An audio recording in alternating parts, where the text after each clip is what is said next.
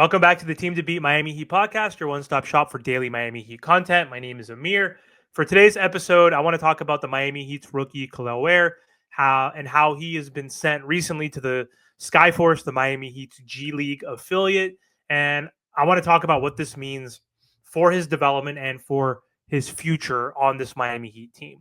So Kel'el Ware, since joining the Miami Heat as the 15th overall pick, has barely played at all. He's seen very limited minutes. He's appeared in 10 out of the Miami Heat's 20 games so far, and he's only played 69 minutes across those 10 games.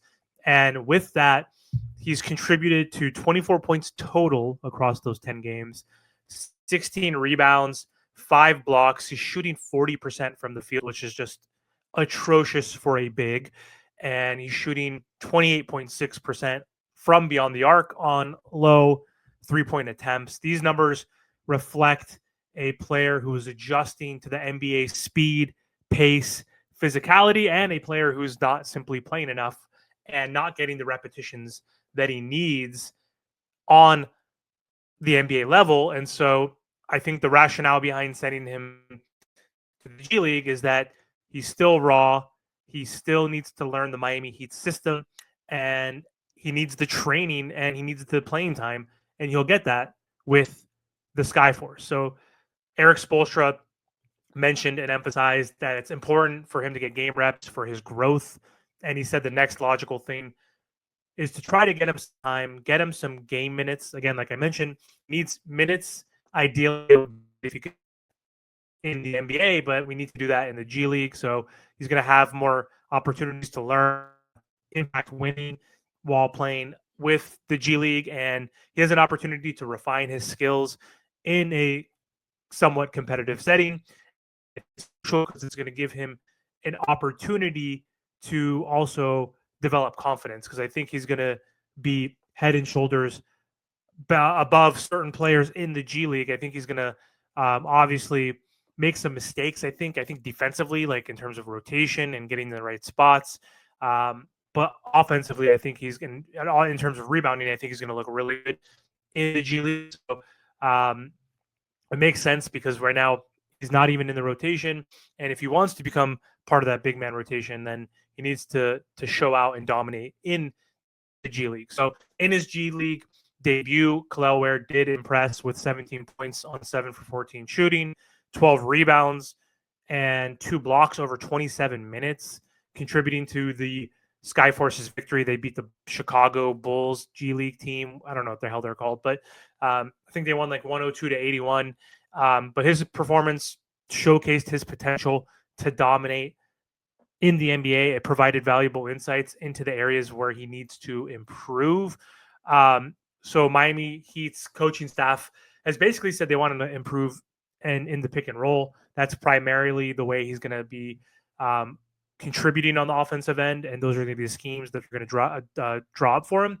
So pick and roll is what he needs to focus on. So different scenarios.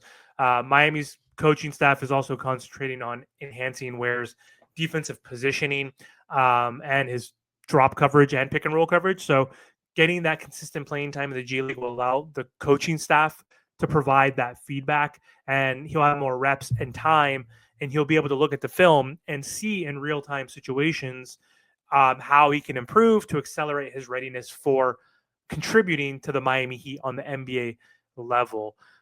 So according to some reports, the Heat plan to have Ware play with the G-Force or the Skyforce in the G League for a while. They want Kel'el Ware to participate in 3-game stretches with the Skyforce to maximize his development. So this type of structured approach is going to aim to build his confidence and skill set, like I mentioned earlier, with the goal of eventually integrating him into the Miami Heat's rotation later in the season. And a lot of Heat fans have been complaining about him not playing, have wanted him to be in the rotation. And other Heat fans are realistic. They see that, like, hey, he is raw still. He's not making the right defensive reads. He's kind of clumsy at times, like kind of when Bam Adebayo, I think, like in his first year, you saw that he had butterfingers a lot, wasn't catching the ball great. So I've seen that with Kel'el a few times myself. But I'm in the camp in the middle where I think this is good. I think this is good that since he's not in the rotation, not really playing, that he should be in with the Skyforce. But I was thinking, throw the kid in the fire. He's a 15th pick overall. Give him like at least like 6 to 12 minutes per game and let him develop and let him play every single game. And if he's horrible after a few minutes, pull him out. Give him another chance throughout the game. Like just give him a few opportunities to go out there to play defense, to rebound. Don't need to worry about his offense right now. He'll develop that with more time.